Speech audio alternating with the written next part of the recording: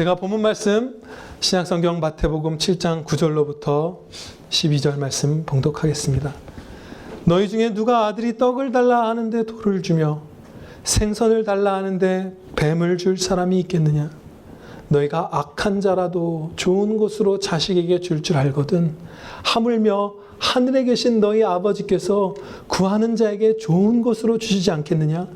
그러므로 무엇이든지 남에게 대접을 받고자 하는 대로 너희도 남을 대접하라. 이것이 율법이요 선지자니라. 아멘. 본문 말씀 마태복음 7장 9절로부터 12절 말씀, 하나님의 기적을 전할 준비가 되셨습니까? 라는 행복한 제목으로 선포하도록 하겠습니다. 오늘은 본문 말씀 가운데에서 특히 12절 말씀에 더욱 주목하여 하나님의 말씀을 배우고자 합니다. 무엇이든지 남에게 대접을 받고자 하는 대로 너희가 남을 대접하라 하신 그 말씀이에요. 이 말씀은 예수님의 설명, 이것이 율법이요 선지자니라는 말씀에서도 알 수 있듯이 성경 전체에서 가르치시는 이웃사랑을 한 줄로 요약한 그런 말씀이에요. 남에게 대접받고자 하는 대로 대접하라. 그대로 행하라.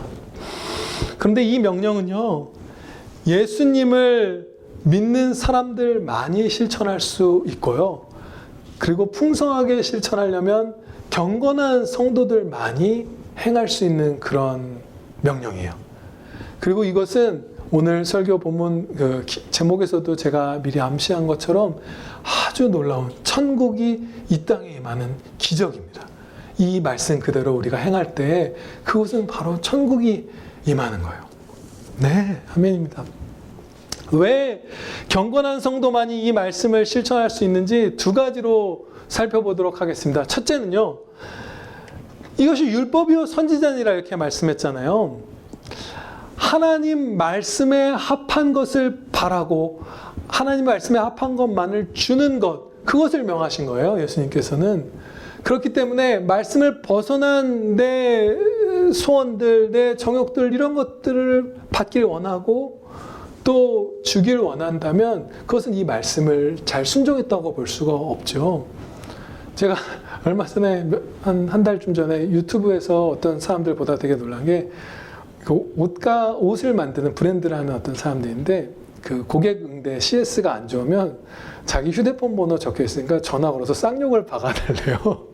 그래서 아주 그걸 보면서 저런, 그러니까 자기가 고객 응대 워낙 못하니까 차라리 막 악플 달지 말고 직접 나한테 욕을 해라.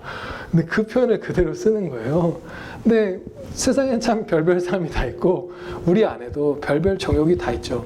그런 거 말고 율법과 선지자, 성경 전체의 가르침, 이웃사랑의 총체인 말씀이기 때문에 하나님의 말씀에 합한 소원대로 내가 받고 그대로 주기를 원하는 그런 말씀이기 때문에 성도만 가능합니다.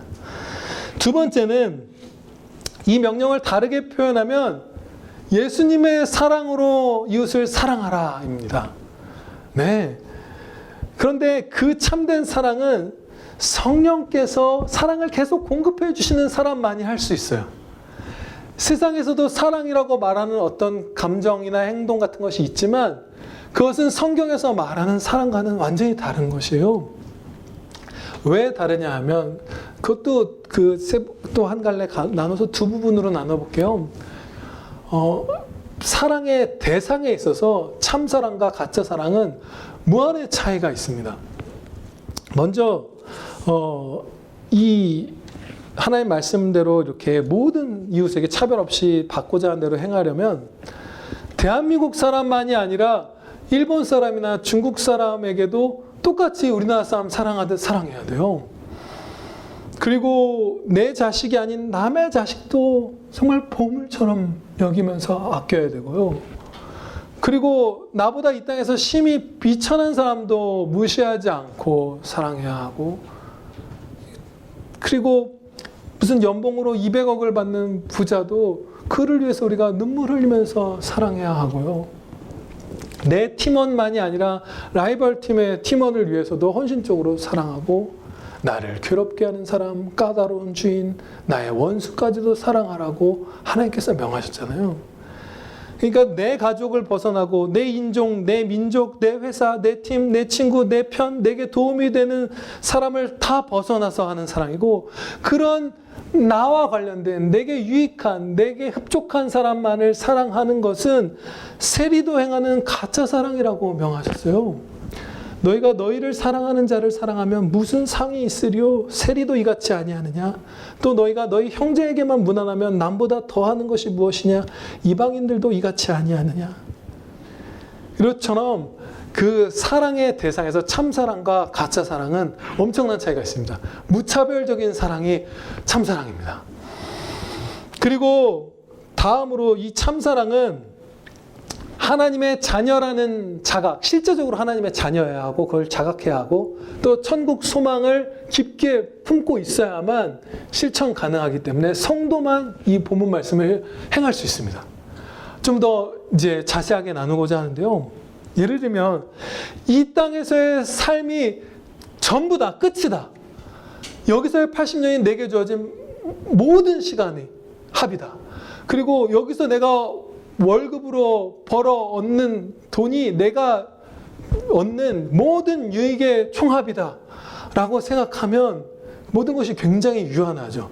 그러면 헌신적으로 시간과 목숨과 마음과 재물과 역량을 다 쏟아서 이웃을 섬기는 그 사랑을 도무지 할 수가 없는 거예요. 그런 세상적인 생각으로는 이웃 사랑은 그야말로 본질적이고 궁극적인 손해이기 때문이에요.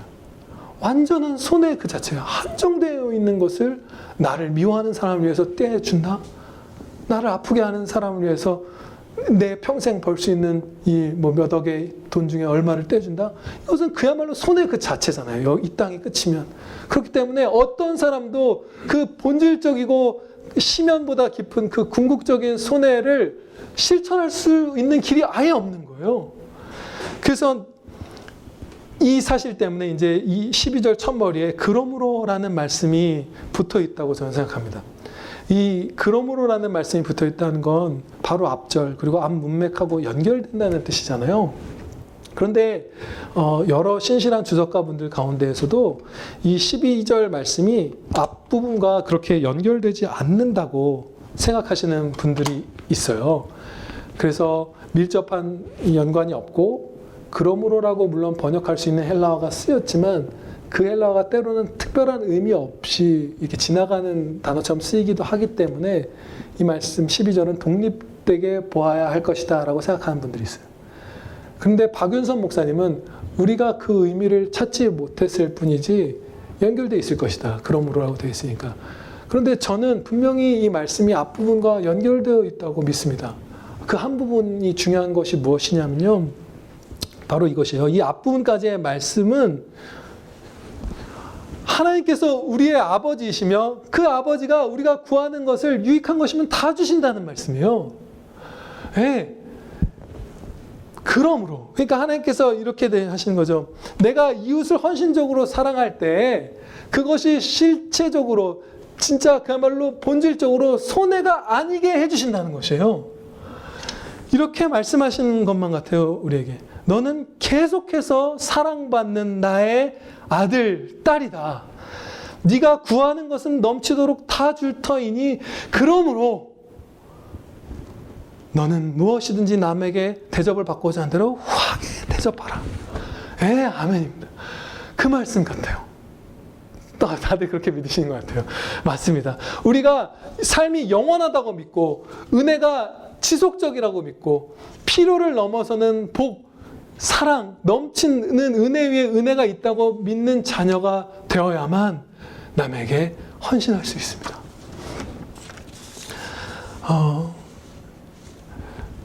본문 말씀의 이 12절의 이 실천은 지금까지 살펴본 것처럼 성도 그리고 경건한 성도가 충성되게 실천할 수 있는 이제 기적인데요.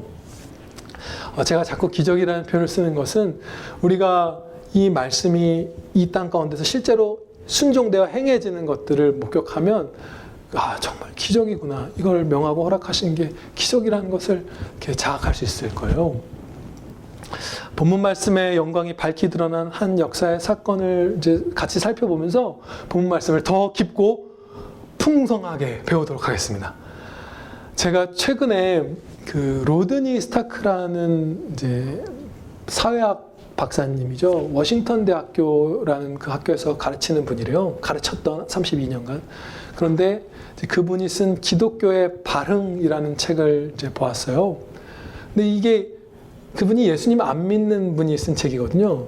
불신자 입장에서 쓴 거예요. 막 경제 원리도 해서 뭐 기독교를 뭐 기업이라고 치자 막 이렇게 표현한 부분도 있고. 그런데 그 불신자가 쓴 이 책에서 하나님의 영광을 너무나 밝히 목격하면서 정말 많이 감격했어요. 그리고 이 저자 스타크 박사님조차도 이제 비교 종교학도 가르치는 분인데 이 기독교 교리만의 탁월함, 이 기독교인들만의 사랑, 하나님이 너희를 사랑했기 때문에 너희도 서로 사랑하는 것이 마땅하다라는 이 천지가 개벽될 이 진리 이런 것들을 막 언급하고 그것이 실제화되는 것을 목격하면서 너무 놀라서 막 이 책에 연구하다 흥분한 게 드러나요. 무슨 엄중한 사회과학자가 쓴 책이 아니라 성도가 막 흥분해서 쓴 무슨 신앙 고백 같아요. 근데 이 스타크 박사님이 이제 여러 챕터를 중요하게 나왔는데 그 중에 제가 오늘 살펴볼 이제 이야기는 로마의 대역병이 돌았던 것에 관련된 이야기입니다. 먼저 165년에 로마에 처음 큰 대역병이 왔대요. 그래서 인구의 3분의 1에서 4분의 1 정도가 사망했다고 합니다. 아주 많은 사람이 이제 죽은 것이죠. 하루에 로마에서만 5천 명의 시민이 사망했다는 기록도 있으니까 지금 서울에서 5천 명이 하루에 죽어도 엄청난 건데 훨씬 인구가 적은 그 당시니까 굉장한 거예요. 그런데 아마 천연두가 최초로 그 로마 제국을 돌았을 때 치명적인 효과를 나타낸 게 아닌가 그런 생각을 한대요. 현대 학자들이. 근데 이 스타크 박사님이 뭐라고 말하냐면 여기서 그분의 표현을 그대로 빌려서 말하면 이 당시 기독교인들이 월등히 높은 생존율을 가졌다. 이렇게 연구 결과를 발표해요. 그리스도인들이 어떻게 월등히 높은 생존율을 가질 수 있었을까요? 다른 종교, 다른 철학, 다른 부류의 사람들보다. 바로 이 본문 말씀대로 내가 대접받고자 하는 대로 남을 대접한 것, 그것 자체로 3분의 1이 죽어나가는 역병에서 월등히 높은 생존율을 가질 수 있었습니다. 엄청난 일이 일어났어요. 그 당시에는요, 세상의 여러 생각들, 철학들, 종교들이 다 무능하다는 것이 밝히 드러났습니다. 아무런 위로도 못 주고, 실질적인 도움도 못 주고, 여러 인간의 이 생애에 대한 본질적인 질문에 답도 못 주고, 철학자들이 이런 얘기를 했대요. 지구가 늙어가고 있다. 이런 식으로 허망한 얘기들 막 기록에 남긴 것들이 있대요. 답을 아무것도 주지 못하고, 위로도 못 주고, 생존율도 못 높이고, 아무것도 못한 거예요. 그 가운데 수많은 그 이방 종교들의 사제들은 다 도망쳤고요. 신전에 시체가 쌓여가기 시작하는데 성도들의 시체가 쌓여가도 다 도망갔고 그 신도들도 도망가고 갈 수 있는 사람. 그리고 그 자부심 높은 로마 시민 그 중에서도 위정자들도 도망가고 로마의 의사들도 별장으로 도망가고 아무도 이웃을 돌보지 않은 상태인 거예요. 다 냉정해졌고 서로 아픈 자들을 어떤 건물이나 집단에서 내쫓기 시작했고 이웃들이 서로 돕지 않아서 한 가족이 방치되어서 치료도 못 받고 물도 못 먹고 밥도 못 먹어서 일가족이 몰살하는 경우가 굉장히 많았대요. 특히 시골 같은 경우에는. 그리고 아직 살아있는 상태의 환자를 숨이 붙어있는 환자를 영혼이 함께 있는 그 육신을 시체처럼 길에다 던져 쌓기 시작했고 그리고 가족들이나 이웃들의 그 시체를 매장하지 않고 존귀히 여기지 않고 그냥 길가에 떨어진 흙더미처럼 여기면서 자기만 위해서 지냈던 거예요. 그 한계가 다 드러났던 거예요. 세상의 모든 부류의 사람들의 한계가. 반면에 예수님의 아들, 딸들은 내가 받고자 하는 대로 이웃에게 그대로 행했습니다. 볼륨이 좀 커서 울리죠? 교부 키프리안이 그 두 번째로 역병에 돌았던 251년에 쓴 글을 보면 각 사람이 역병 앞에서 다음과 같은 사실들을 실제적으로 검증받았다. 실패하든 성공하든 그 얘기를 해요. 그 항목이요. 건강한 자가 병든 자를 돌보는가? 친족끼리 서로 사랑의 도리를 다하는가? 주인이 병든 노예에게도 자비를 베푸는가? 의사가 고통받는 자를 외면하지는 않는가? 근데 여기서 이제 그리스도인들이 이런 걸 다 행했는데요. 노예 얘기가 나오면 조금 약간 잘 이해하는 분들도 있을 수 있는데, 노예도 여러 물론 의미가 있죠. 현재 생각하는 고정적인 무슨 흑인 노예랑은 좀 다른 그 경우도 있어요.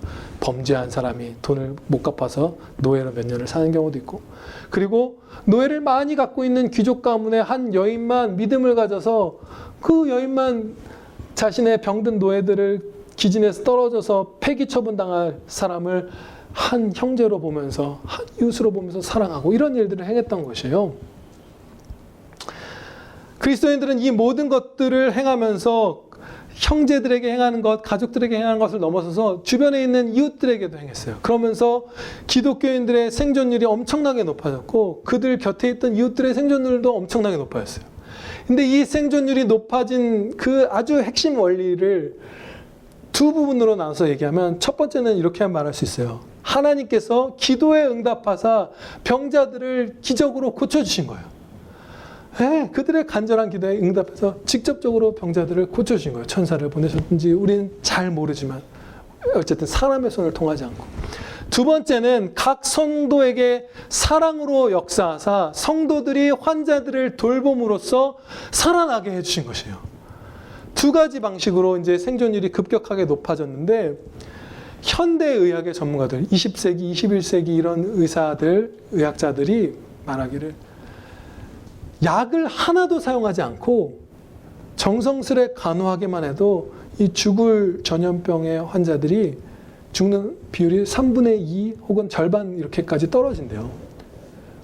목마를 때 물을 공급하고, 부드러운 죽을 끓여서 먹이고, 추우면 담요를 덮어주고, 더우면 부채질을 해주고, 환기를 해주고, 몸을 주물러서 통증을 완화시켜주고, 격려하고, 말을 건네고, 이런 것들만으로도 성도가 아니더라도 그냥 전염병에 걸린 사람이 죽을 확률이 한 30% 이상 줄고, 아니면 절반 이상 사라진다는 것이에요.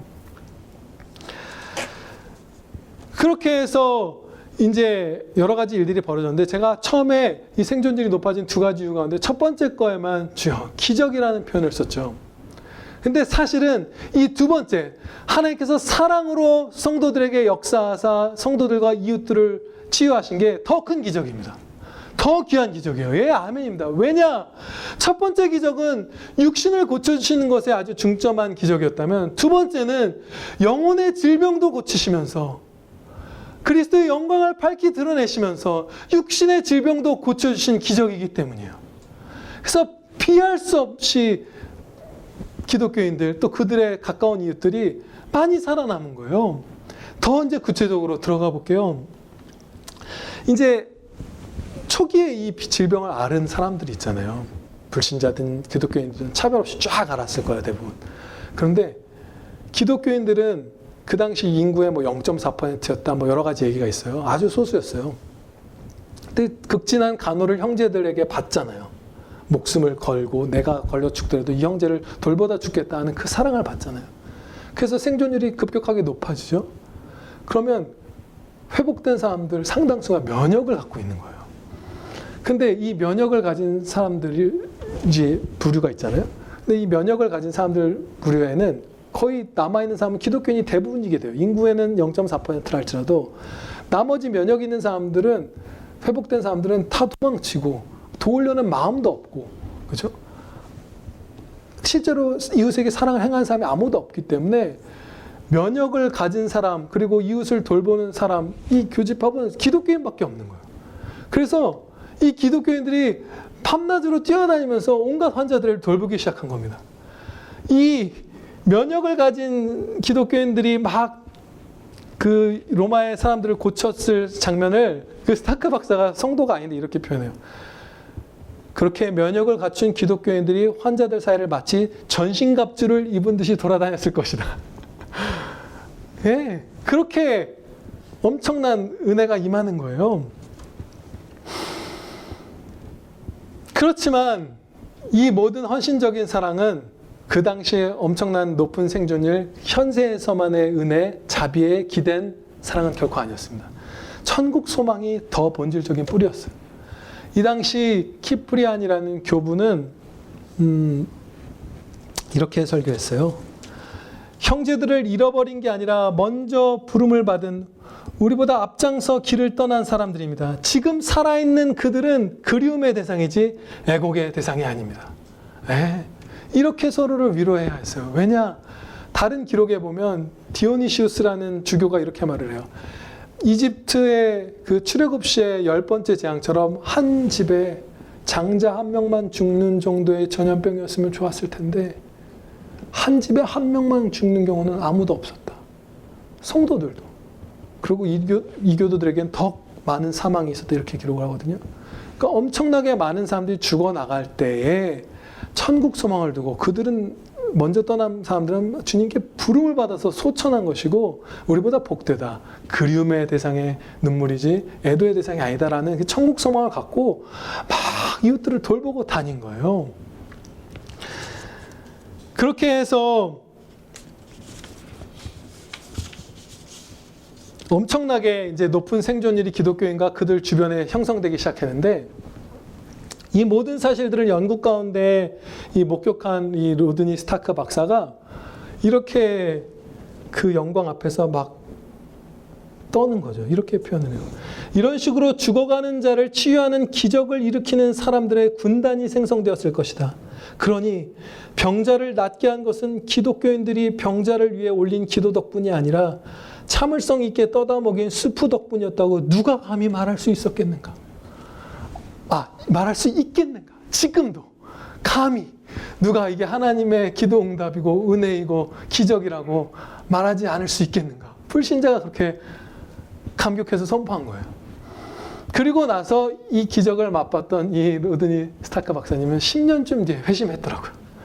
우리 형제님이에요. 한 80살 드신 천국에서는 대화를 나눌 수 있을 것입니다. 이제 본문 말씀을 적용하도록 하겠습니다. 첫 번째는 당연히 가장 우선시되어야 하는 것을 선포하겠습니다. 성도의 가정에서 가족끼리 우리가 속한 지교인 평안교회에서 서로 대접받고자 하는 대로 대접합시다. 우리 안에서 뜨겁게 사랑하는 거예요. 두 번째 적용입니다. 두 번째는 내 곁에 있는 이웃에 대해서 생각하는 거예요. 사랑으로 생각하는 거죠. 내가 지금 저 이웃이라면 무엇을 받고 싶어 했을까? 저 사람에게 하나님의 말씀에 합한 가장 필요한 조치는 무엇일까? 이것을 생각해 보는 거예요.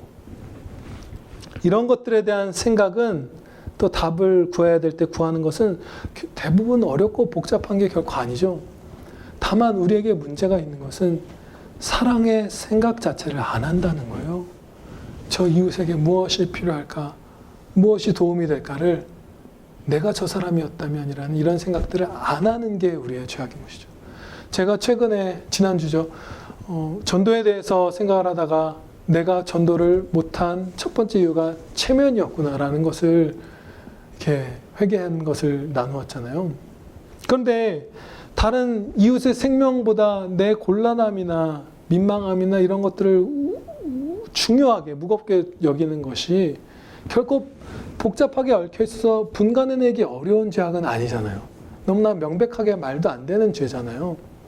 그런데 그것을 우리는 모르는 이유가 있어요. 아주 C.S. 루이스 선생님이 지혜롭게 얘기했습니다. 스스로 선해지기 위하여 열심히 노력해보지 않은 사람은 자신이 얼마나 악한지 결코 알 수 없다. 이웃을 사랑하려는 시도조차를 우리가 너무 안 하니까 내 악함도 모르는 거예요. 최근에 2명의 이웃에게 예배드리러 같이 나가자고 말로 전도하고 또 사랑을 실천한 성도가 이렇게 말했어요. 내가 이렇게 사랑 없는 자인지 몰랐다. 하면 아는 거예요. 사랑을 해보려고 하면 내가 진짜 사랑이 없구나라는 거 알고 그때부터 이제 내 죄가 죽고 내가 예수님처럼 닮아가고 사랑이 커져가는 현세와 내세에 복된 그 가장 행복한 삶이 시작되는 것입니다. 예. 세 번째 적용은 전도입니다.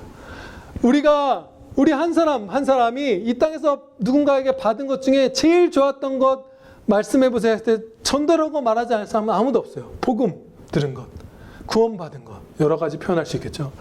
그러면 우리가 이웃에게 1차적으로 줘야 하고 가장 우선 정말 힘내서 줘야 하는 건 바로 복음입니다. 전도예요.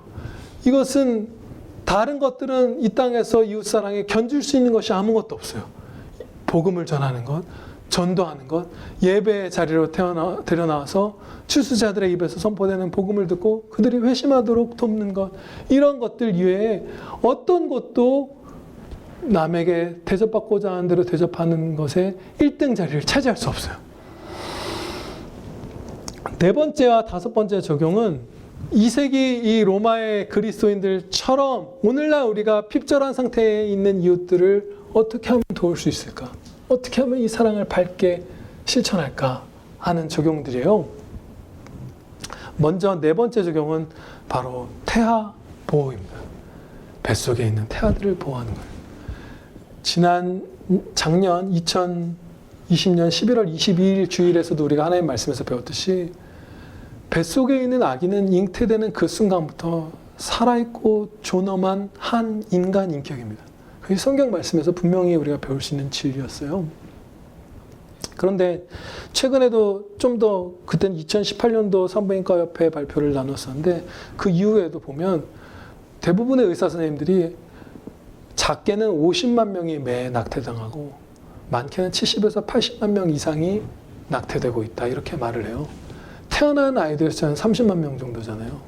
태어난 아이들의 2배 혹은 그 이상, 그 정도의 아기들이 완전히 거부할 수 없는 상태로 죽임당하고 있는 거예요. 아무 귀책 사유가 그 아이한테 아무것도 없는 상태로. 그러니까 이 태아 보호에 우리가 오늘날 현실에서 충성하는 것은 성경 말씀에 가장 합한 충성이라고 봐도 결코 과언이 아닐 것입니다. 이것은 하나님께서 무조건 기뻐하실 거예요. 그런데 우리가 아무 저항도 하지 못하고 매일 몇 명이 죽어야 50만 명이 되고 70만 명이 되는 것인가요? 잘 모르겠어요. 상상도 안 가요. 몇천 명 단위겠죠. 그 아이들을 보호하는데 세부적인 실천들은 참 여러 가지가 있을 거예요. 그렇죠? 그런데 현재 2021년 이 6월에 평안교회가 할 수 있는 실천은 제한적이에요. 우리에게 가장 적합한 실천은 어느 한 지점에 있을 거예요.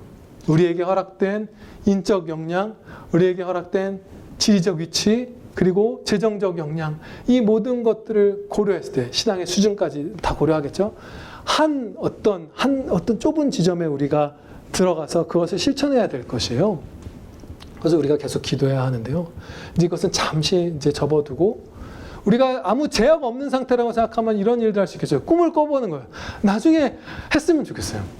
무슨 미혼모들을 지원하는 것, 출산을 꺼려하는, 분명히 태아를 보호하게 될 것이고 그 어머니도 보호하게 될 것이고, 또 청소년들이나 청년들의 그 성적 문란 같은 것들, 네가 예수님을 안 믿는다 하더라도 세상 어떤 문화권에서든지 그것이 영혼을 파괴하고 삶을 비참하게 만들지 않은 적이 없어. 제발 얘야, 이웃이여,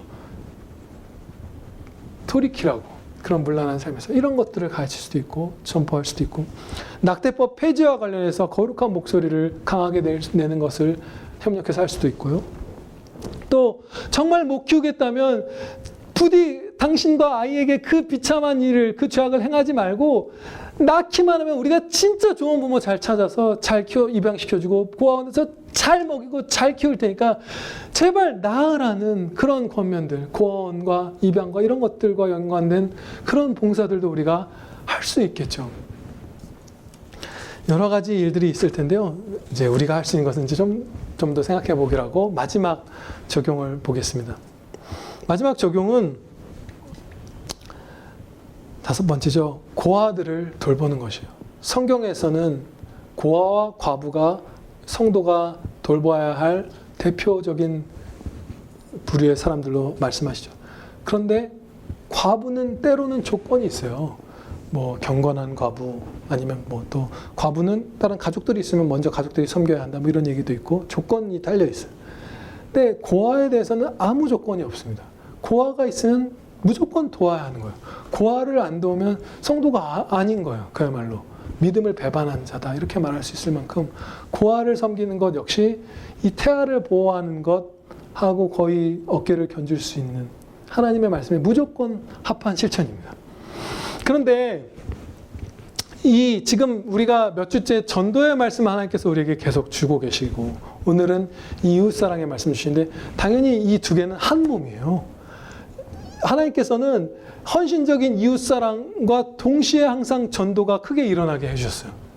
그 앞서 말씀드렸던 165년의 로마 대역병, 그 다음에 251년의 대역병, 그때에 기독교인 성도가 엄청나게 늘었습니다. 생존율이 높았던 것뿐만이 아니라 사실 그 당시의 생존율은, 기독교인의 생존율은 불신자 생존율과 그들 주변에 있던 불신자의 생존율과 칼처럼 자를 수가 없어요. 왜냐하면 보고 믿고 살아났거든요. 그래서 어디서부터가 원래 불신자였는지 성도였는지를 분간할 수 없을 만큼 그때 기독교의 발흥이라고 하잖아요. 확 커져버린 거예요. 전도가 그 헌신적인 사람 가운데 행해졌고, 또 전도가 고대 사회, 중세 사회에서 크게 행해졌던 이유 중에 하나가, 고대 로마 제국의 남녀 성별은 남자 135명에 여자가 100명 정도였대요. 또 무슨 그리스라든지 이런 다른 나라들, 소아시아는 더 심해서 140명에 여자 100명, 남자가 훨씬 많은 거죠. 왜 그랬냐 하면 그 당시는 이제 성별 감별이 미리 할 수 없었으니까, 태어난 아기가 딸이면 버려서 죽이는 것이 합법이었어요. 그 당시 기록들 보면 딸아이는 한 집에 한 명 이상 키우고 싶어하는 사람이 없었다고 얘기를 해요. 한 명도 키우고 싶어하지 않는 사람도 있었겠죠. 그 당시 1세기에 남아있는 편지 중에 힐라리온이라는 어떤 로마의 사람이 아내에게 보낸 편지가 남아있어요. 그래서 이 고대 로마상을 그릴 때 많이 인용된다고 하는데요. 그 편지 내용이 이래요. 자기가 멀리 이제 떠나 있는 거예요. 근데 아내가 나를 잊지 말아요라고 했었나 봐요. 그러니까 내가 당신을 어떻게 잊겠소? 뭐 나는 당신과 뭐 당신을 사랑하고 뭐 이런 식으로 막 달달한 말을 아내한테 막 고백을 해요. 그리고 뱃속의 아기를 얘기하는데, 이제 태어날 우리 아들에게 잘해주시오 막 이래. 아들이 태어나는지 딸이 태어나는지 모르는 상태인데 아들한테 잘해주라고 한 거야. 아들만 바라는 거예요. 그러고서 아들 사랑, 아내 사랑하고 완전히 대비되는 진짜 잔혹한 말을 합니다. 딸이면 버리시오. 그렇게 말하는 거예요.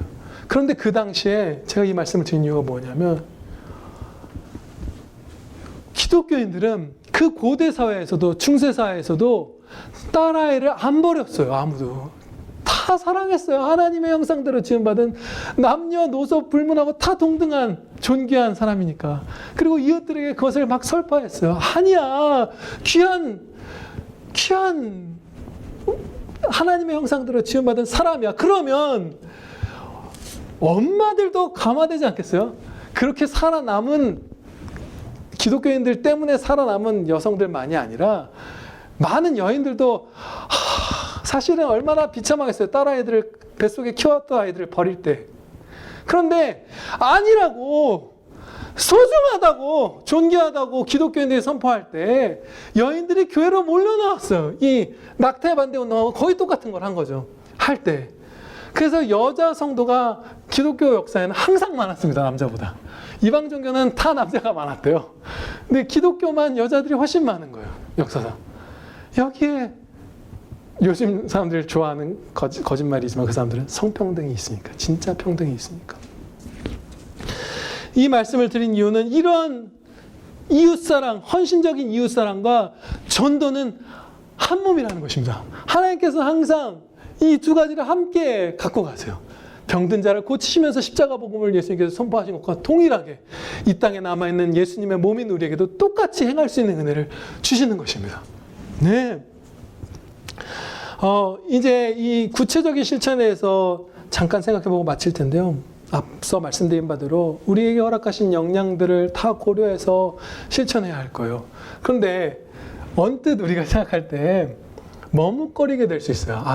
너무 작은 우리가 이 섬김은 뭐 예를 들면 한 달에 한 번 뭐 겨우 몇 명만 어디 나간다든지 아주 적은 액수를 후원한다든지 뭐 이런 것들은 꺼려할 수 있죠. 그렇지만 하나님의 말씀에서 우리가 배우건대 우리가 매주 한 번 어떤 만약에 단체를 후원한다고 해보세요. 뭐 고아원이든 어디든 매주 주일날 모였을 때 5분씩 그 단체를 위해서 거기에 있는 영혼들을 위해서 기도하고 또 한 주에 과장이 아니라 10,000원씩 일주일에 10,000원씩만 거기다 후원을 해도 그것이 우리에게 주신 역량에서 합당하게 한 거라면 자발적으로 후하게 한 거라면 하나님께서는 많이 칭찬해 주실 것이에요. 멈춰설 이유가 없어요. 저는 이제 기도한 다음에 다음 주쯤에 모든 장로님들, 목사님들, 집사님들 다 모여서 회의를 하고자 하는 소망이 있어요. 그래서 진짜 우리가 지금 당장 할 수 있는 거 시작하면 은혜를 주실 것이고요. 최근에 성함은 잊었는데 우리나라에서 일본인인데 막 50년대 이럴 때 고아원을 이제 차려서 막 1,000명 이상 해서 서울 명예시민도 받고 막 훈장도 받은 그 일본 어떤 기독교인, 원래는 기독교인이 아니었대요. 근데 그분이 처음에 막 세상이 너무 고되고 그래서 사는 게 가난하고 이래서 막 술을 만취해서 거의 뭐 의식을 잃고 죽을 뻔했는데 30살 이럴 때 어떤 한 그 조선인이 여관비도 내주고 선한 사마리아인처럼 그 먹을 것 돈도 내주고 그를 구해주고 간 거예요. 그 다음에 이 사람이 어떻게 하다가 이제 회심을 하게 되고 그리스도인이 돼서 조선에서 고아원을 운영해서 아내와 함께 아내는 교사였다고 하는데 나중에 그걸 그만두고 고아원을 해서 막 1,000명 이상의 아이들 돌본 그런 건데 이분들이 제가 이 얘기를 왜 꺼냈냐면 처음에 작게 시작했어요. 예산이 어디 있어요? 원래 가난한 사람이 와서 하는 건데 그런데 우리도 처음에 한 달에 5만 원 이렇게 어떤 한 단체 겨우 하나를 후원할 수도 있겠죠. 근데 하나님께서 작은 일에 충성한 자에게 큰 일을 맡기시고자 하면 역량을 부어주십니다. 그래서 이분이 이런 경험이 있대요.